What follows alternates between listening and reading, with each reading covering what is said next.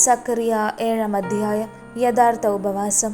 ദാരിയൂസ് രാജാവിൻ്റെ 4-ാം ഭരണവർഷം 9-ാം മാസമായ കിസ്ലേവ് 4-ാം ദിവസം സക്കറിയായ്ക്ക് കർത്താവിൻ്റെ അരുളപ്പാടുണ്ടായി.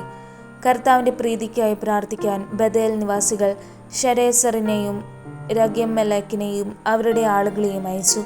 അനേക വർഷങ്ങളായി ഞങ്ങൾ ചെയ്തു പോന്ന പോലെ 5-ാം മാസത്തിൽ വിലാപവും ഉപവാസവും ആചരിക്കണമോ എന്ന് പ്രവാചകന്മാരോടും സൈന്യങ്ങളുടെ കർത്താവിൻ്റെ ആലയത്തിലെ പുരോഹിതന്മാരോടും ആരായാൻ അവരെ ഏൽപ്പിച്ചു.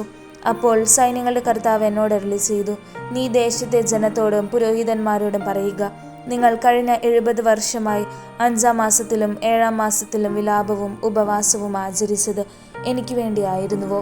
നിങ്ങൾ തിന്നുകയും കുടിക്കുകയും ചെയ്യുന്നത് നിങ്ങൾക്ക് വേണ്ടി തന്നെയല്ലേ? ജെറുസലേമും പ്രാന്തനഗരങ്ങളും ജനനിബിഡവും ഐശ്വര്യപൂർണവുമായി കഴിഞ്ഞിരുന്നപ്പോൾ, നെഗബിലും സമതല പ്രദേശങ്ങളിലും ജനങ്ങൾ വസിച്ചിരുന്നപ്പോൾ, പണ്ടത്തെ പ്രവാചകന്മാരിലൂടെ കർത്താവ് ഇതല്ലേ കൽപ്പിച്ചിരുന്നത്? കർത്താവ് സക്കറിയായോട് അരുളി ചെയ്തു, സൈന്യങ്ങളുടെ കർത്താവ് അരുളി ചെയ്യുന്നു, സത്യസന്ധമായി വിധിക്കുക, സഹോദരർ പരസ്പരം കരുണയും അലിവും കാണിക്കുക, വിധവയെയും അനാഥനെയും പരദേശിയെയും ദരിദ്രനെയും പീഡിപ്പിക്കരുത്, നിങ്ങളിൽ ആരും തൻ്റെ സഹോദരനെതിരെ തിന്മ നിരൂപിക്കരുത്. എന്നാൽ അവർ കൂട്ടാക്കിയില്ല, കേൾക്കാതിരിക്കാൻ ദുശ്ശാഠ്യത്തോടെ ചെവി അടച്ചു കളഞ്ഞു. സൈന്യങ്ങളുടെ കർത്താവ് തൻ്റെ ആത്മാവിനാൽ മുൻകാല പ്രവാചകന്മാരിലൂടെ അരുളി ചെയ്ത നിയമവും വചനങ്ങളും കേൾക്കാതിരിക്കാൻ അവർ ഹൃദയം കഠിനമാക്കി. അതുകൊണ്ട് സൈന്യങ്ങളുടെ കർത്താവിൻ്റെ ക്രോധം അവരുടെ മേൽ പതിച്ചു.